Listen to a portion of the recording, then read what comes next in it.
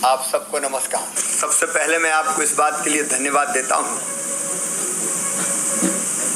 कि कोरोना के खिलाफ माननीय प्रधानमंत्री श्रीमान नरेंद्र मोदी जी के नेतृत्व में हम जो लड़ाई लड़ रहे हैं उसमें आपका भरपूर सहयोग मिला है। मैं जब तक मुख्यमंत्री बना 23 मार्च को, तब तक ये काफी फैल चुकी थी, लेकिन पहले ये शहरों में थी, लेकिन अब बीमारी ग्रामीण क्षेत्रों में भी कई जगह इसके वायरस पाए गए। अभी मध्य प्रदेश के ग्रामीण क्षेत्रों में 50 जिलों के 440 गांवों में 904 भाई बहन कोरोना पॉजिटिव पाए गए। इनमें से अधिकांश वो हैं जो दूसरे प्रदेशों में हमारे श्रमिक भाई बहन, मजदूर भाई बहन काम करते थे, वापस लौट के आए। आप जानते हैं कि लॉकडाउन घोषित होने पर जब काम धंधे बंद हो गए तो हमारे प्रदेश के भी बड़ी संख्या में लगभग 14,76,000 प्रवासी मजदूर भाई बहन वापस लौटे। आज मैं आपसे यह आग्रह करना चाहता हूं कि अभी भी इस बीमारी का कोई इलाज और कोई दवाई नहीं है, कोई वैक्सीन नहीं है, सिवाय सावधानी के। ये बात अलग है कि माननीय प्रधानमंत्री जी के नेतृत्व में भारत में वैक्सीन बनाने के काम में हमारे वैज्ञानिक भी लगे हैं। दुनिया के और देशों में भी प्रयास हो रहा है, लेकिन अभी तक तो नहीं है। और इसलिए सावधानी से ही इस बीमारी को हराया जा सकता है। और सावधानी का मतलब आप जानते हैं, हम चेहरे पर मास्क लगाएं। अगर खरीद के मास्क न लगाना हो, वैसे तो हमारी सेल्फ हेल्प ग्रुप की बहनों ने बड़ी संख्या में मास्क बनाए हैं, लेकिन बने हुए मास्क को नहीं पहनना तो अपने रुमाल को या अपने गमछे को भी आप नाक पे बांध सकते हैं, मोर नाक पर। तो एक मेरी आप सबसे अपील है, सबको एजुकेट कीजिए, सब सावधान रहें, मुंह पर मास्क लगाएं, 2 गज की दूरी बनाकर रखें। पास अगर बैठे तो ये बीमारी बहुत जल्दी पकड़ती है। ये उंगली पकड़ के पोंछा नहीं पकड़ती, ये तो फिर संपूर्ण शरीर को ही जकड़ लेती है। और इसलिए दूरी चाहिए, साबुन से बार बार हाथ धोते रहें, सैनिटाइजर साथ रखें। सभी पंचायतों को इसके लिए बजट भी दिया हुआ है। मेरी आपसे प्रार्थना है कि आपके सहयोग से गांव में आपने वातावरण बना दिया तो सब इन चीजों का पालन करेंगे, हम इस बीमारी को पराजित कर सकते हैं। और करना ही पड़ेगा हमें,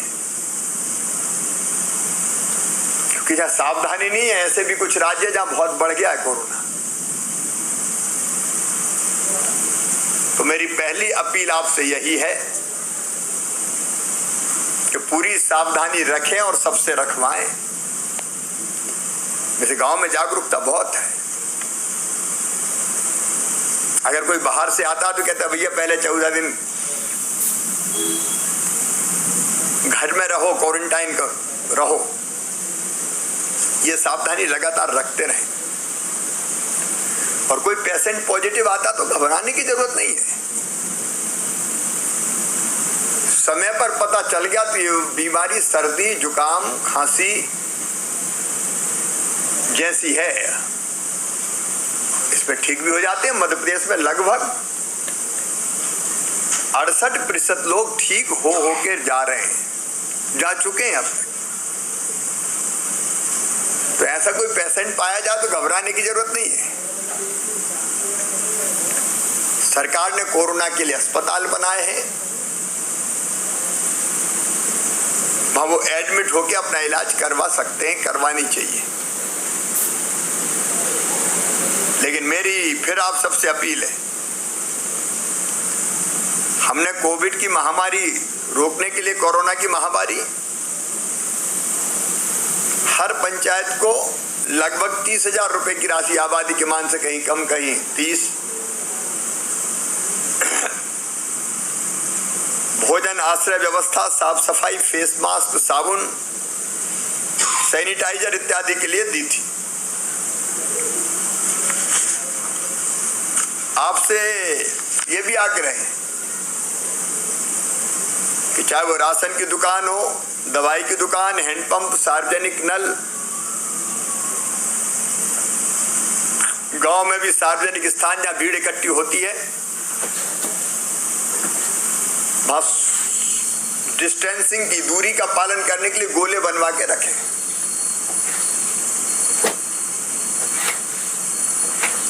ताकि एक दूसरे से चिपक के लोग खड़े ना हो। एक काढ़ा है, आयुर्वेदिक काढ़ा, बड़ी संख्या में हमने बंटवाया भी, नहीं तो खरीद के भी। उसका सेवन करने से इस बीमारी पर, बीमारी होने से पहले इस शरीर की रोग प्रतिरोधक क्षमता बढ़ाई जा सकती है। ये देसी नुस्खे हमारे बड़े उपयोगी है। गिलोय को आप सब लोग जानते होंगे, हर जगह मिलती गिलोय। उसकी बेल की डंडी को काट के, कुचल के, कूट के और पानी में इतना उबालें कि पानी 1 गिलास का 1/4 रह जाए। 5 तुलसी के पत्ते, काली मिर्च 3, हल्दी, ये डाल के भी अगर आप उसको पिए तो उसमें भी बहुत फायदा होता है। लेकिन आपके माध्यम से मैं फिर ग्रामवासियों से कहना चाहता हूं और आपसे भी आग्रह करना चाहता हूं कि आप इसको कंट्रोल करने के लिए जो चीजें मैंने बताई, माननीय प्रधानमंत्री जी ने बताई, उनका पालन करें। योगासन भी इस पे बहुत महत्वपूर्ण है।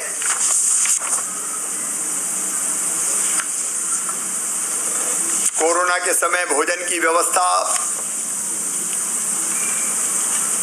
ग्रामीण क्षेत्रों में जरूरत पड़ी तो वो भी किया है हमने, राशन वितरण भी किया है। और आप सब प्रयास करते रहें, कोरोना से हम लड़ते रहें और उसको हराएं। कई दिनों से पैसा उनको मिल नहीं रहा था। पिछली सरकार ने विकास के लिए पैसे नहीं दिया, इसलिए गांव में कई जगह तो एक कंकर तक नहीं लगा। हमने तय किया पंचायतों के साथ न्याय किया जाएगा और इसलिए पुरानी पंच परमेश्वर योजना मैंने फिर से लागू कर दी और 1555 करोड़ रुपया पंचायतों के खाते में आबादी के मान से जमा करवाया गया। एवरेज 8 लाख आया एक पंचायत में, कहीं ज्यादा कहीं कुछ कम, छोटी पंचायत में कम, बड़ी पंचायत में ज्यादा। हर पंचायत के खाते में राशि पहुंच चुकी है और मैं चाहता हूं कि इस राशि का दुरुपयोग ना हो। सड़क, नाली, पुलिया, चबूतरा, स्ट्रीट लाइट जो जरूरी काम हो 75% राशि उसमें लगाएं। ये काम जरूर होना चाहिए विकास के लिए। एक एक पैसे का सदुपयोग होना चाहिए, ये देखना आपका काम है। काम की गुणवत्ता ठीक रहनी चाहिए। इस बार तो मानसून जल्दी आ रहा है, लेकिन फिर भी पेयजल संबंधी व्यवस्था के लिए आप 10% राशि इसमें खर्च कर सकते हैं। मतलब नल जल योजनाओं का संधारण, विस्तार, टंकी का निर्माण 10% राशि से किया जा सकता है। 7.5% राशि भवन की पुताई, मरम्मत, साफ सफाई, स्टाफ डैम, चेक डैम की मरम्मत के लिए। और जब आप काम करते हैं तो कार्यालय का बिल भी आता है, स्टेशनरी, बिजली आदि, तो 7.5% राशि उसके लिए। हमने ये भी तय किया कि जल एवं स्वच्छता के कार्य को इसमें प्राथमिकता देंगे। इसलिए आप भी इसका ध्यान रखें।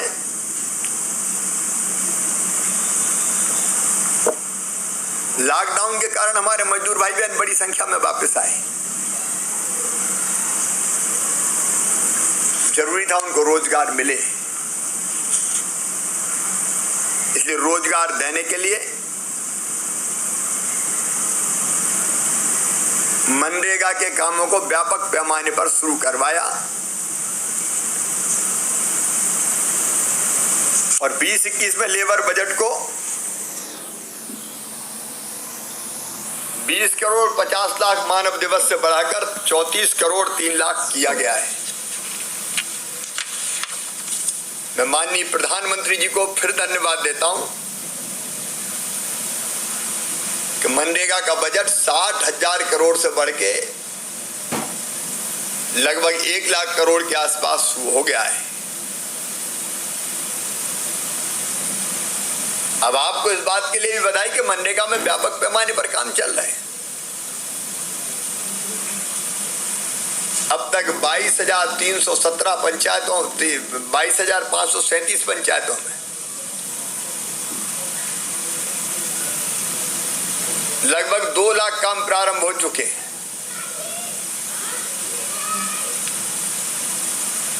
और अप्रैल के महीने से अब तक रोज 25,14,000 मजदूरों को एवरेज रोजगार मिल रहा है। अब तक 52,85,000 श्रमिकों को रोजगार उपलब्ध कराया गया है। और मुझे यह बताते हुए भी प्रसन्नता है कि अप्रैल मास से अभी तक मजदूरों के खाते में 1256 करोड़ रुपए की राशि डाल दी गई है। पेमेंट में देर ना हो इसके हम लगातार प्रयास कर रहे हैं। और 616 करोड़ की सामग्री के लिए राशि का भुगतान किया गया है। कुल मिलाकर 1862 करोड़ रुपए की राशि का भुगतान किया गया है। 22,000 से अधिक जल संवर्धन के कार्य प्रगतिरत है। मेरा आपसे निवेदन है, ईमानदारी से काम हो, स्थायी परिसंपत्तियां बने, मशीनों से कहीं काम ना हो, मजदूर हाथों से काम करे,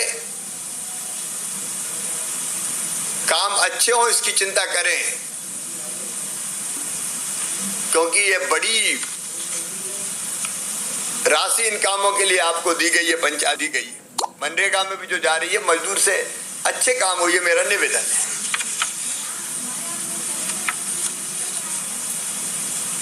हमने बाकी प्रांत में फंसे हुए मजदूरों को वापस बुलवाने के लिए ट्रेनें लगाई। मजदूरों को घर भेजने के लिए बसें लगाई, रास्ते में चाय पानी भोजन नाश्ते का इंतजाम भी हुआ। और जो मजदूर वापस लौटे थे, अगर उनके पास जॉब कार्ड नहीं थे तो 7.5 लाख जॉब कार्ड बनवा के दिए गए ताकि वो काम कर सकें।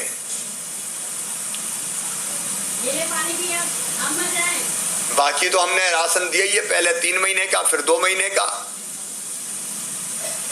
अब 1 महीने का और देंगे। लेकिन जो प्रवासी मजदूर भाई और बहन आए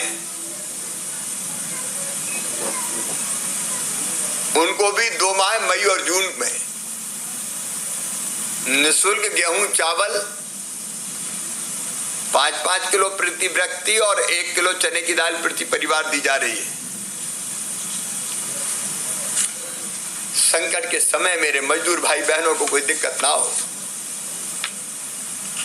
इसलिए संबल योजना भी फिर से चालू कर दी गई है। अब संबल योजना का एक जो अंतिम संस्कार के लिए 5,000 रुपए की राशि तो हम पंचायतों के पास ही रखते हैं। संबल के बाकी लाभ भी मिलेंगे। पिछली सरकार ने संबल बंद कर दी थी, हमने संबल फिर चालू कर दी। लेकिन एक समस्या और थी, बाहर से आने वाले मजदूर भाई जो फैक्ट्री में काम करते थे, कई जगह ठेकेदारों के पास काम करते थे, कॉन्ट्रैक्टर के पास काम करते थे, बिल्डर के साथ काम करते थे, उनको हाथों में हुनर है, काम आता है।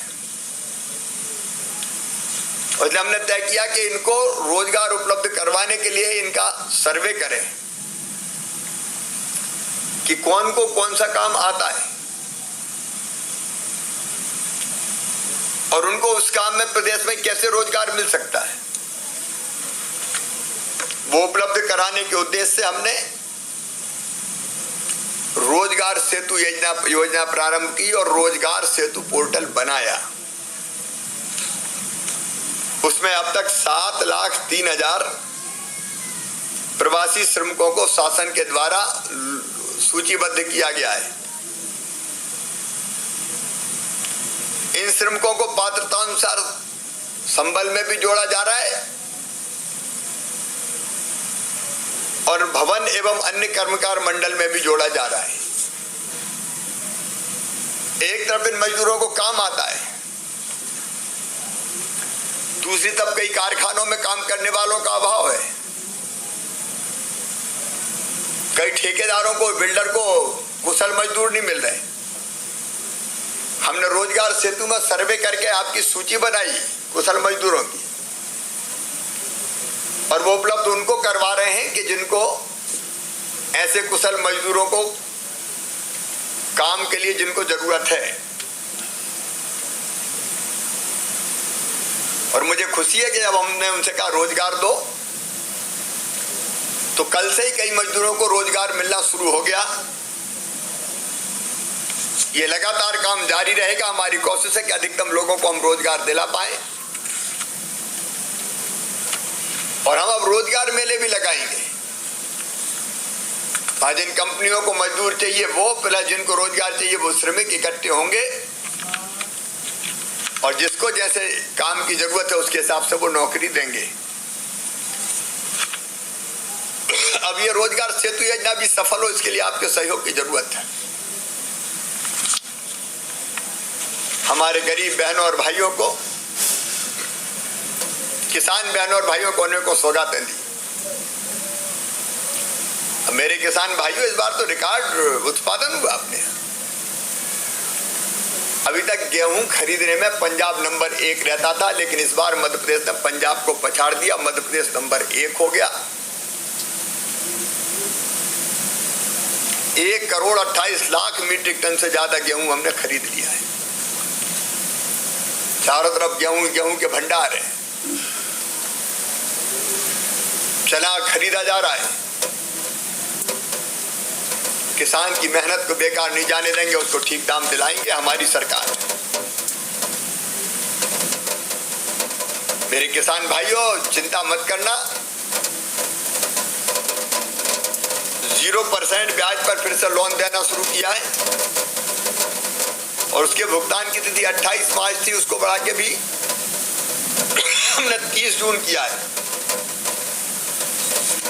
और 30 जून तक लगभग 55 करोड़ रुपए का अतिरिक्त भार राज्य शासन पर आएगा। अनेकों काम हम कर रहे हैं मजदूरों के लिए, किसानों के लिए, गरीबों के लिए, गांव के विकास के लिए। आप सबसे फिर मेरा आग्रह कि आइए विकास के सफर में हमारा साथ दीजिए, मिलकर चलेंगे, कोरोना को हराएंगे, मजदूरों को काम देंगे, किसान को उचित दाम देंगे